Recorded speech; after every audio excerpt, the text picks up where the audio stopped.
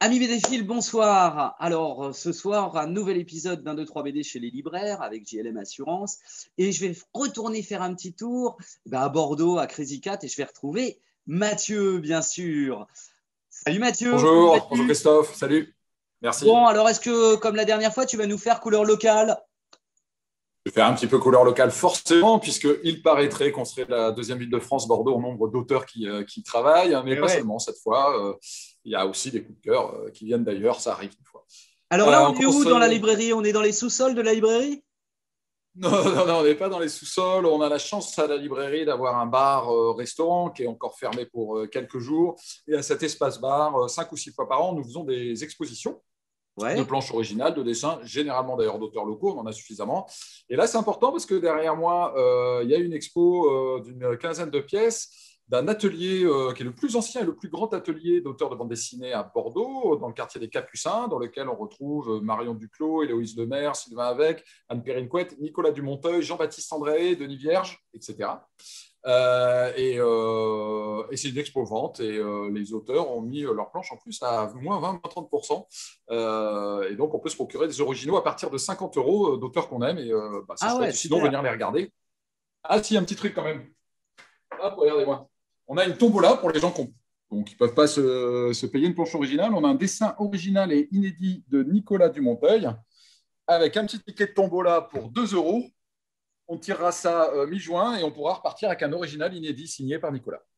2 Ah euros la ouais, c'est tombola. excellent. Alors, ton expo, elle dure jusqu'à quand, Mathieu? On n'a pas le jour encore, mais mi-juin, troisième semaine de juin. D'accord. Bon, bah c'est super Oui, ça. Eh bien, écoute, je vais te demander ton oui, bah, premier du coup, coup de on a la cœur alors. transition toute trouvée. Ah ben Hein, on a voilà. la transition toute trouvée. Le roi des Mapuches, donc des Mapuches, alors, je ne sais pas trop bien le prononcer. Christophe Dabitsch au scénario, Christophe Dabitsch, beaucoup de choses chez Futuropolis, et Nicolas Dumonteuil, donc auteur bordelais, qui a reçu le Fauve d'Or à Angoulême il y a 20 ans pour Qui a tué l'idiot. Donc c'est un Fauve d'Or, Nicolas Dumonteuil. Le roi des Mapuches, c'est l'histoire incroyable d'Antoine de Lunens, alors vraiment incroyable, mais vrai. Antoine de Lunens, c'est un fils de paysan, petite tête comptable en Dordogne, entre Ribérac et Bergerac, je crois, qui se réveille un matin et se dit « Je vais devenir roi des Mapuches ». Les Mapuches sont une tribu de plusieurs centaines de milliers d'Indiens sur la cordillère des Andes, à la frontière entre l'Argentine et le Chili, et il se dit « Je vais devenir leur roi ». Et il va le faire. Il va y ruiner sa vie, il va être ridiculisé, humilié par Napoléon III parce qu'il lui demande des armes, des bateaux pour aller créer une colonie française dans la cordillère des Andes. Mais il va quand même arriver à le faire. Il y allait 4 fois, et dont une fois, il s'est fait élire à main levée roi des Mapuches. Il les a emmenés à la guerre, guerre perdue. Ça a été un désastre. Il a fini plus ou moins ruiné, isolé, un peu fou. Enfin bref, c'est un excentrique, quelqu'un qui se réveille un matin avec un rêve et qui y parvient. C'est en 2 tomes et on nous montre cet illuminé, parce que c'est vraiment un illuminé. D'ailleurs, on le voit, regardez, il a les yeux exorbités sur cette case-là. Je suis bien tombé. Ah ouais, Qui effectivement. apprend à parler le dialecte des Indiens. Les Mapuches, c'est les derniers Indiens qui n'ont pas été tués par les conquistadors parce que comme ils vivent à 4000 mètres, c'était trop haut. Ben là, on le voit d'ailleurs avec une tribune indienne, regardez, avec les lances, etc. Il leur parle et le mec vient de Ribérac, quoi. C'est complètement improbable. Ah Voilà, ouais, c'est des c'est belles fou. couleurs de Christophe à les collines. En deux Excellent. tomes, et le deuxième tome sort rapidement en octobre. Ouais, une histoire incroyable. Et comme c'est un excentrique, Nicolas, il sait faire ça, les personnages un peu, les doudingues. Voilà. Ouais, très Je peux bien. t'expliquer un peu, même. Sans transition, mais aucune. Allez, une fois n'est pas coutume, il se trouve, je ne suis pas un très grand lecteur de comics, j'ai énormément de respect et j'aime ça, mais je ne suis Hmm. pas au quotidien lecteur. Et là, je me suis fait défoncer par un panier plein de têtes. Regardez le panier avec les têtes, là, les yeux qui sortent. Et là, alors imaginez un film de Carpenter dont le remake aurait été fait par Roberto Rodriguez, ou Tarantino, mais les dialogues écrits par Trondheim pour à la fin faire une espèce de usual suspect, mais en plus malin. On est sur une île pendant une tempête. Il y a un jeune homme qui est flic adjoint, c'est son job d'été, donc on croit qu'il entrave que dalle. Sa copine, elle est un peu délurée avec le petit short un peu court, l'adolescente dont on pense qu'elle va se faire tuer tout de suite, hein, comme dans tout bon film d'horreur. Et c'est beaucoup plus malin que ça parce que les coupables sont les victimes sont les coupables et ça se retourne 3 fois. C'est écrit par le monsieur de Lock and Key, Joe Hill. Joe Hill, pour la petite info, d'abord, c'est un super auteur de romans et de BD. C'est aussi le fils de Stephen King. C'est rigolo, comme Eh quoi le talent, oui. ça peut se transmettre des fois, ou pas. Et on va se faire retourner plusieurs fois. C'est truculent, les répliques, les blagues, etc. Le dessin est très bien, mais sans que ce soit dingue. Il y a cette histoire de hache où quand on tue les gens, ils continuent à être vivants quand on leur coupe la tête. C'est pour ça que le panier, il est plein de têtes vivantes qui parlent. Mais après, je ne peux pas divulgacher plus. Vous avez vu que j'ai dit divulgacher, pas spoiler. Hein.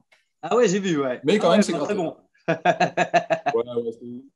hyper jubilatoire. Hein. Vous avez aimé Usual Suspect? Eh ben, c'est 3 fois mieux. Allez, le petit troisième, Mathieu.